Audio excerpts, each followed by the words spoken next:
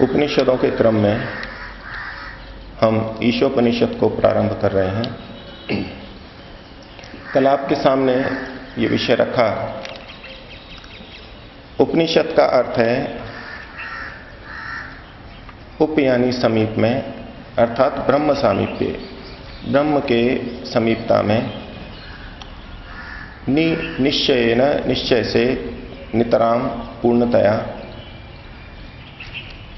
सत सीदति प्राप्नोति यया, जिससे प्राप्त होते हैं उसे उपनिषद कहते हैं। जिसके द्वारा हम ब्रह्म के निकट आते हैं, परमात्मा के निकट आते हैं, उसको उपनिषद कहते हैं। तो ईशोपनिषद वो उपनिषद है जिसमें ईशा नाम से इसका प्रारंभ किया गया, ऐसी ये उपनिषद है। इसके पहले मंत्र को देखेंगे। ईशा वास्यम इदम सर्वम। पहला शब्द है ईशा। ईश शब्द का तृतीय विभक्ति का रूप है। उस ईश के द्वारा, स्त्रीलिंग का शब्द है, जिसमें ऐश्वर्य है, विविध प्रकार का ऐश्वर्य है, उस ईश के द्वारा ईशा परमपिता परमात्मा की तरफ संकेत है। उसमें सब तरह का ऐश्वर्य है, अनंत ज्ञान है, अनंत बल है, अनंत आनंद है, अनंत दया है, अनंत कृपा है, अनंत मातृत्व है, अनंत पितृत्व है। किसी भी चीज को, किसी भी गुण को देखेंगे, हर चीज में उसका उत्कर्ष है। मित्रपना भी उसका अनंत है, इतना अधिक, इतना बड़ा वो मित्र है। जितने भी गुण हैं वो सब उसमें हैं। तो जो ऐश्वर्य वाला है उसको ईश कहा गया। तो उस ईश के द्वारा ईशा, वास्यम, आच्छादित करने के योग्य, निवास के योग्य।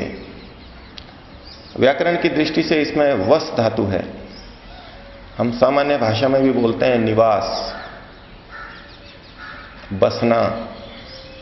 थोड़ा इसके बदले हुए रूप हैं, बसावट। तो वस का एक अर्थ तो निवास होता है और एक अर्थ होता है आच्छादन। आच्छादन का मतलब है आवरण कर देना, आच्छादित करना, ढक लेना, ढकना आच्छादन है। गेहूं सूख रहे हों, वृष्टि आने वाली हो, तो कहें कि गेहूं को आच्छादित कर दें, ढक दें, उसको तिरपाल से ढक दें। तो परमात्मा के द्वारा आच्छादन के योग्य है, ये निवास के योग्य है। कौन? आगे कहा जा रहा है यत किंच, जो कुछ भी। यत यानी जो, कुछ भी, किंच, यत किंच, जो कुछ भी। उसके पहले कहा इदम सर्वम, ये सारा का सारा। इदम यानी यह है, सर्वम यानी सारा, अर्थात जो कुछ हमारे सामने है, जो हमें दिखाई दे रहा है, अथवा इससे परे भी जो है। इदम सर्वम यत किंच, जो कुछ भी। कहां पर? जो कुछ भी हमारे घर में हो, जो कुछ भी हमारे शरीर में हो। कहां की बात है? जो कुछ भी इस अजमेर शहर में हो नहीं, बड़े व्यापक रूप से कहा जा रहा है यत किंच जगत्याम जगत। जगती शब्द का सप्तमी विभक्ति का रूप है जगत्याम। अभी हम पंक्ति बोल रहे थे, परिवार करें वसुधा भर को, नहीं, जगती भर को एक शब्द आया। आर्य करें हम भूमंडल को, या जगती भर को। जगती का मतलब ये सारा संसार, ये सारा ब्रह्मांड। इस सारे ब्रह्मांड को जगत क्यों कहा गया, जगती क्यों कहा गया? संस्कृत के तो शब्दों में ही उसके अर्थ निहित होते हैं। कुछ न कुछ तात्पर्य, कुछ न कुछ गुण उस शब्द, उस वस्तु से संबंधित उस शब्द में विद्यमान रहता है। गच्छति इति जगत, जो चलता है, गमन करता है। गम धातु से जगत बनता है, यानी गति वाला। इस सारे ब्रह्मांड को जगती कहा गया है, अर्थात ये गतिशील है। एक बड़ा विज्ञान किसी शब्द के अंतर्गत भर दिया गया। ये संसार गतिशील है। अगर हम स्थूल दृष्टि से देखें तो ये पृथ्वी हमको स्थिर दिखाई देती है, ये यज्ञशाला, हमारा घर, ये सब हमको स्थिर दिखाई देते हैं, और व्यवहार के लिए इनका स्थिर दिखाई देना, स्थिर अनुभव होना आवश्यक है। लेकिन विज्ञान से भी सिद्ध है ये सारा का सारा घूम रहा है। पृथ्वी भी बहुत तेजी से घूम रही है। ये सूर्यमंडल पूरा का पूरा घूम रहा है। ये विविध निहारिकाएं, गैलेक्सियां, ये सब घूम रही हैं। कुछ भी तो ऐसा नहीं है जो ठहरा हुआ हो, तो इसलिए इसका नाम जगत रखा गया, जगती रखा गया। तो ये जो सारा गतिमान संसार है, ब्रह्मांड है, उसमें जो कुछ भी है, इस जगती में जो कुछ भी है, इदम सर्वम यत्किंच जगत्याम, इस गतिमान संसार में, ब्रह्मांड में जो कुछ भी है, उस सबके लिए कहा जा रहा है। और फिर आगे कहा जगत्याम, जगत, फिर जगत शब्द आया। इस जगती में, इस ब्रह्मांड में जो भी जगत है, जगत का अर्थ फिर वही जो गतिशील है। इस ब्रह्मांड में जो भी गतिशील है, यानी हर चीज गतिशील है। हम भी गतिशील हैं, जितना प्राणी जगत है वो गतिशील है। विविध तरह की गतिविधियां, ज्ञान की प्राप्ति सब हो रही हैं। और जो जड़ जगत है, जड़ वस्तु हैं, वो भी घूम रही हैं। आधुनिक दृष्टि से यदि परमाणु पर पहुंचें, वो भी घूम रहा है, उसमें भी इलेक्ट्रॉन घूम रहे हैं। केंद्रक के चारों ओर, प्रोटॉन न्यूट्रॉन के चारों ओर इलेक्ट्रॉन घूम रहे हैं। तो इलेक्ट्रॉन, प्रोटॉन और न्यूट्रॉन तो स्थिर हैं फिर, लेकिन वो पूरा अणु भी तो घूम रहा है। इस पृथ्वी के साथ साथ हर चीज घूम रही है। पृथ्वी घूम रही है तो पृथ्वी के ऊपर जो भी चीज है वो भी घूम रही है। तो कहा गया पहली पंक्ति में कि इस गतिशील जगत में जो भी गतिमान है, वो सारा का सारा ईशावास्यम, ईश्वर के द्वारा आच्छादित करने योग्य है, ईश्वर के द्वारा निवास करने योग्य है। एक दृष्टि से इसका अर्थ यह किया जाता है कि परमपिता परमात्मा इस संसार में सर्वत्र व्याप्त है, सब जगह निवास कर रहा है, सब जगह अंदर निवास कर रहा है, और इसको आच्छादित भी कर रखा है, इसके बाहर भी है। जो आच्छादन करने वाली चीज होती है वो ऊपर होती है,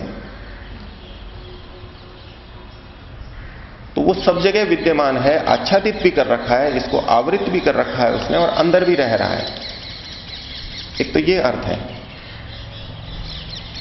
लेकिन यदि हम शब्दों के ऊपर अधिक ध्यान केंद्रित करके अर्थ करें तो अर्थ निकलेगा, यहां ईश्वर की सीधी सीधी बात नहीं की जा रही, ने कहा जा रहा है कि इस संसार में जो भी गतिशील है, वो गतिशील तत्व, ये जगत की सारी चीजें ईश्वर के द्वारा आच्छादित करने योग्य हैं, ईश्वर के द्वारा निवास करने योग्य हैं। अर्थात इनमें ईश्वर निवास कर सकता है, इनको ईश्वर आच्छादित कर सकता है, ये तात्पर्य है। जगत के लिए कहा जा रहा है, इस जगत को ईश्वर आच्छादित कर सकता है, ये आच्छादन के योग्य हैं।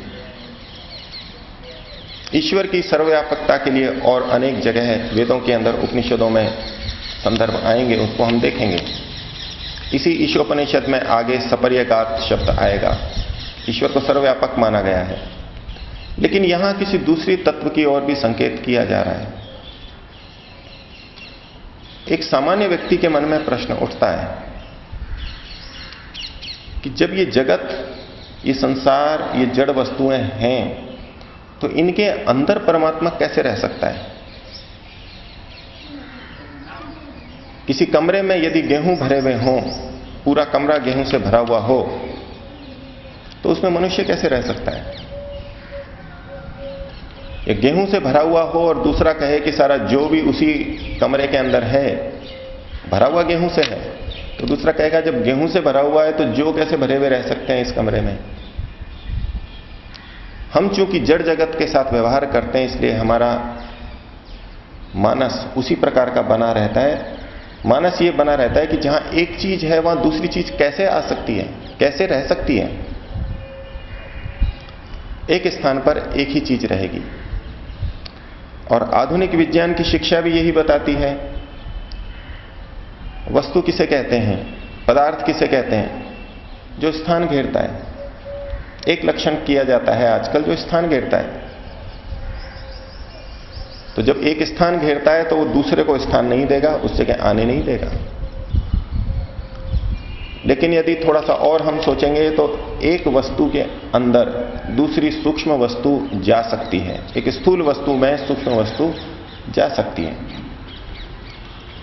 रुई का गट्ठड़ हो, दिखने में तो लगेगा कि रुई भरी हुई है, लेकिन यदि पानी छोड़ें तो पानी अंदर चला जाएगा। लोहे का गोला वैसे तो ठोस लग रहा है, लेकिन यदि उसमें उसे अग्नि में डाल दिया जाए तो उसी लोहे के गोले में अग्नि भी चली जाती है। दूध या पानी गिलास में भरा हुआ है, हमको लगता है कि गिलास भरा हुआ है, लेकिन यदि उसमें चीनी को घोल दिया जाए तो उसमें घुल जाती है। एक सीमा तक उसका आयतन भी नहीं बढ़ता। तो स्थूल वस्तु में सूक्ष्म वस्तु रह सकती है। परमात्मा सूक्ष्मतम है और वो इस सारे संसार में जड़ जगत में रह सकता है। ईश्वर को सर्वव्यापक मानने के पीछे जो एक बड़ी भ्रांति या संशय हमारे मन में रह जाता है, वो ये रहता है, स्थूल रूप से रहे या अंतर्मन में छुपा रहे, कि जहां ये सारी चीजें विद्यमान है वहां ईश्वर तो रह नहीं सकता। उस भ्रांति को, उस संशय को निवारित किया जा रहा है पहली पंक्ति के द्वारा। इस जगत में जो भी गतिशील है वो सब ईश्वर के द्वारा निवास के योग्य है, ईश्वर के द्वारा आच्छादित किए जाने के योग्य है। ईश्वर इन सब के अंदर रह सकता है और सब जगह विद्यमान है। और ये एक तत्व ऐसा है जो कि अध्यात्म के मार्ग को बहुत अच्छी तरह से प्रशस्त करता है। यदि हम ईश्वर को सर्वज्ञ, ईश्वर को सर्वव्यापक मानेंगे, हर जगह विद्यमान मानेंगे, तो ईश्वर का दृष्टा गुण भी वहां है। ईश्वर हमको देख रहा है, हम गलत काम कैसे कर सकेंगे। ईश्वर देख रहा है, जान रहा है, तो ईश्वर हमको दंड भी हर जगह दे सकेगा। हमारे को हमारे पुण्य का फल भी हर जगह दे सकेगा। हम कहीं भी जाएं, पाप और पुण्य हर जगह हमारे को दे सकता है, हमको मिल सकता है। ये विश्वास यदि किसी व्यक्ति में आ जाए तो फिर वो अधर्म क्यों करेगा, ईश्वर की आज्ञा के अनुकूल ही चलेगा। तो कहा गया कि ये सारा जगत जो भी विद्यमान है वो सब ईश्वर के बसाने के योग्य है। अर्थात ईश्वर हर जगह विद्यमान है, हमारी आत्मा के अंदर भी है, शरीर में भी है। तो यहां फिर एक प्रश्न उठेगा कि हम उपनिषद पढ़ रहे हैं, उपनिषद का अर्थ बताया गया कि जिसके द्वारा परमात्मा की निकटता प्राप्त हो, सन्निधि प्राप्त हो, उसे उपनिषद कहते हैं। तो परमात्मा तो निकट है ही, हमारे अंदर भी विद्यमान है।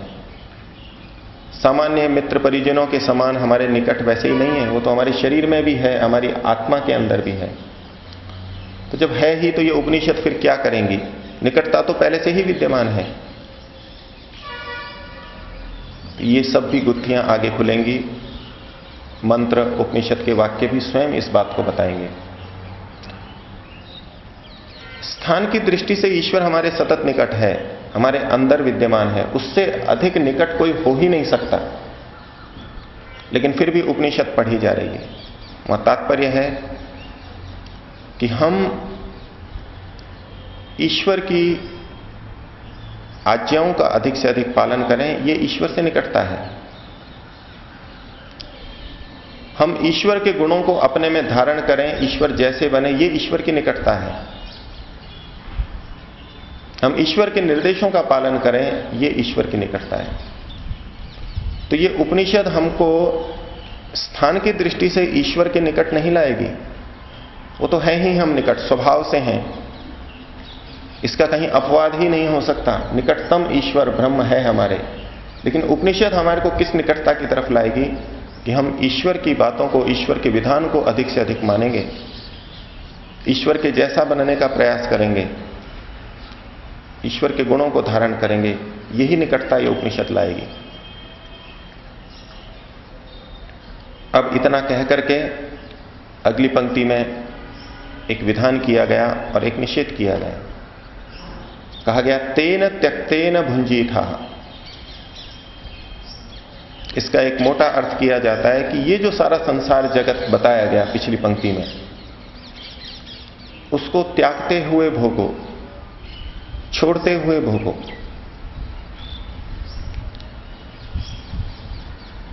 इस सारे संसार को त्यागते हुए भोगो। ये त्यागते हुए कैसे भोगा जाता है, इसकी व्याख्या और आगे करेंगे। इसी पंक्ति का एक दूसरा अर्थ किया जाता है तेन त्यक्तेन, तेन ईश्वरेण त्यक्तेन, उस ईश्वर के द्वारा छोड़े हुए इस संसार का। परमात्मा ने ये संसार छोड़ा है, बना करके हमको दे दिया है, छोड़ दिया है हमारे लिए। उस संसार को भोगो, उसका उपयोग करो। ये त्याज्य नहीं है, ये ग्राह्य है, इसका ग्रहण करो।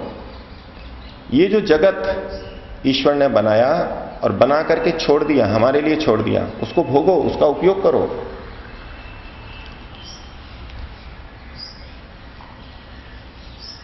ईश्वर ने ये जगत बना के छोड़ा। ईश्वर ने जो चीज हमारे लिए छोड़ी उसी का उपयोग करो।